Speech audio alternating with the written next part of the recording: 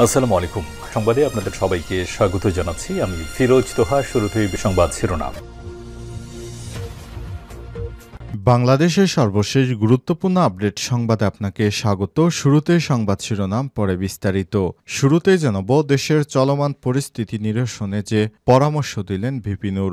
দেশের চলমান পরিস্থিতি এবং ধূম্রজাল নিরসনে ঈদের আগে বা পরে জাতীয় সংলাপ করার জন্য প্রধান উপদেষ্টার প্রতি আহ্বান জানিয়েছেন গণ অধিকার পরিষদের সভাপতি নুরুল হক নূর। সোমবার ২৪শে মার্চ দুপুরে বরিশাল সাংবাদিকদের সঙ্গে আলাপকালে সব কথা বলেন ভিপি নূর। এরপর জানাব যে কোনো মুহূর্তে জরুরি অবস্থা জারির প্রসঙ্গে যা বলেন স্বরাষ্ট্র সিনিয়র সচিব। দেশে যে কোনো মুহূর্তে জরুরি অবস্থা জারির বিষয়টি গুজব বলে জানিয়েছেন স্বরাষ্ট্র উপদেষ্টার সিনিয়র সচিব নাসিমুল গনি। সোমবার ২৪শে মার্চ সমুদ্রপথে অবৈধ অস্ট্রেলিয়া যাওয়া বাংলাদেশিদের দেশে ফিরে আনতে বাংলাদেশ ও অস্ট্রেলিয়ার মধ্যে এসওপি স্ট্যান্ডার্ড অপারেটিং প্রসিডিউর স্বাক্ষর শেষে সব কথা জানান তিনি। এদিকে ধান খেতে নিয়ে নববধূকে ধর্ষণ চেষ্টায় যুবক গ্রেপ্তার। বগুড়ার ধুনট উপজেলা ফসলের মাঠে ছাগল চড়ানোর সময় ধান খেতে নিয়ে গিয়ে এক নববধূকে ধর্ষণের চেষ্টা মামলায় হিরণ শেখ ২৫ নামে এক যুবককে গ্রেপ্তার করেছে পুলিশ। এবারে জানাব ডিএমপির কমিশনার বললেন পুলিশি তৎপরতায় ঢাকাসহ সারা দেশে ছিনতাই চাঁদাবাজির মতো ঘটনা অনেক কমেছে। ঢাকা মেট্রোপলিটন পুলিশ ডিএমপির পুলিশের জোর তৎপরতায় রাজধানীতে আইনশৃঙ্খলা পরিস্থিতি অনেকটাই উন্নতি হয়েছে বলে জানিয়েছে ঢাকা মেট্রোপলিটন পুলিশ ডিএমপির কমিশনার শেখ সাজ্জাদ আলী।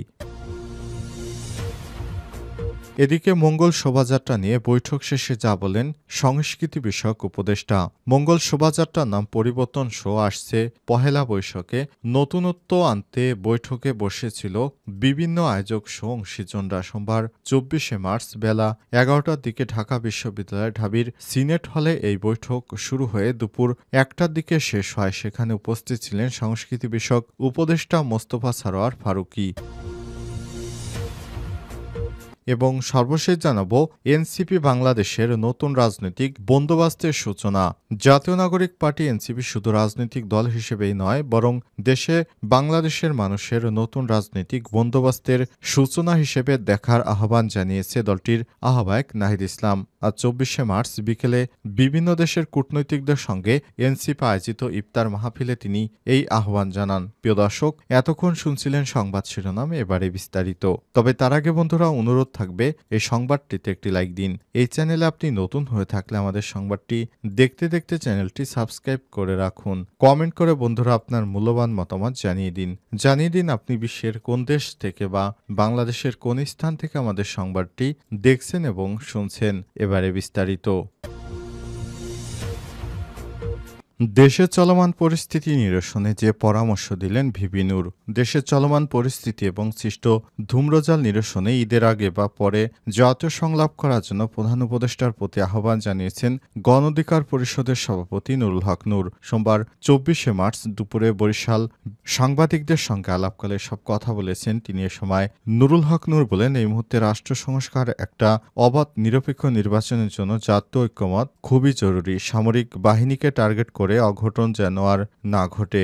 সামরিক বাহিনীকে টার্গেট করে অঘটন ঘটানোর চেষ্টাও চলছে। বিষয়ে সকলকে সচেতন থাকতে হবে। এ সময় তিনি আরো বলেছেন, হাসনাত এবং সার্জিসের সঙ্গে আসলে কি আলোচনা হয়েছিল সেটি জানতে সাম্প্রতিক আলোচনা ফেসবুক স্ট্যাটাসের তদন্ত করে প্রকৃত রহস্য জাতির সামনে নাগরিক পার্টিকে উন্মোচন করতে হবে। পরে তিনি বরিশাল প্রেস ক্লাবে আয়োজিত গণ অধিকার পরিষদের কর্মী সভায় যোগ দেন। ভিপি নূর আরো বলেছেন, হঠাৎ করে একজন এক কথা অন্যজন ভিন্ন কথা বললে তাহলে জনমনে বিভ্রান্তের সৃষ্টি হয়। এই বিভ্রান্ত নিরসনে অবশ্যই ছাত্র নেতাদের সুস্পষ্ট করে তাদের বক্তব্যগুলো জনসম্মুখে প্রকাশ করতে হবে। তা না হলে জনগণের মনে একটি দ্বিধাদ্বন্দ্ব থেকে যাবে, আর এই দ্বিধাদ্বন্দ্ব থেকেই ষড়যন্ত্রের সৃষ্টি হয়।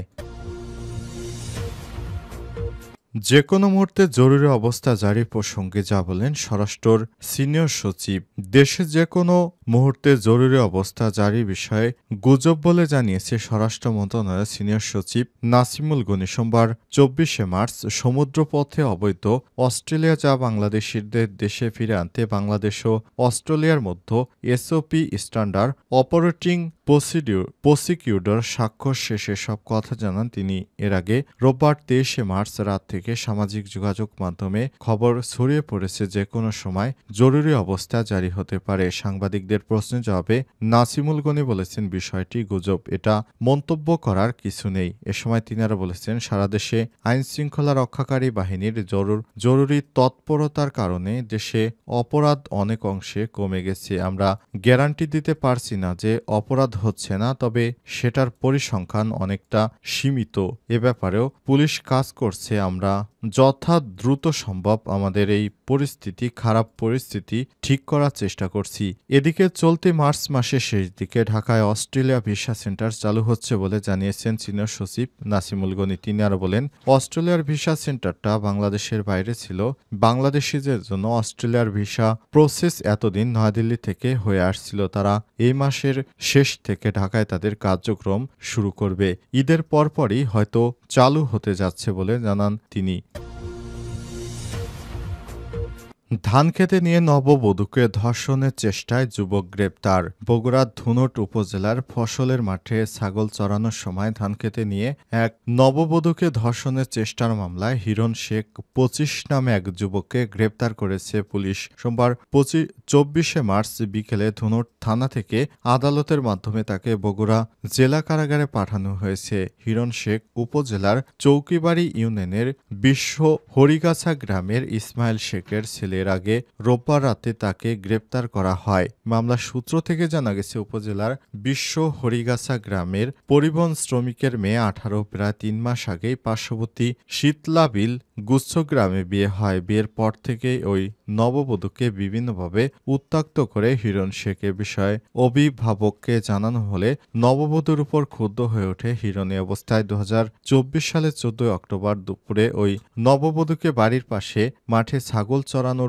জন্য যায়। সময় নববধূকে একা পেয়ে ধানক্ষেতের ভেতরে নিয়ে গিয়ে ধর্ষণের চেষ্টা চালায় হিরণ। তখন নববধূর চিৎকারে আশপাশে ঘটনাস্থলে কিছু লোক ছুটে আসলে হিরণ শেখ কৌশলে দৌড়ে পালিয়ে যায়। এই ঘটনায় ভুক্তভোগী ওই নববধূর বাবা বাদী হয়ে হিরণ শেখের বিরুদ্ধে থানায় একটি মামলা দায়ের করেছেন। ঘটনার পর থেকে হিরণ শেখ পলাতক ছিলেন। ধুনট থানার ভারপ্রাপ্ত কর্মকর্তা ওসি সাইদুল আলম জানান, প্রাথমিক জিজ্ঞাসাবাদে আসামি হিরণ ঘটনার সত্যতা জানিয়েছে। এ ব্যাপারে আমরা আরও তদন্ত করছি। তদন্ত শেষে হিরণের বিরুদ্ধে যথাযথ আইনি পদক্ষেপ গ্রহণ করা হবে বলেও জানান তিনি। হিরণের গ্রেপ্তারের বিষয়টি গণমাধ্যমকে জানিয়েছে পুলিশের কর্মকর্তারা।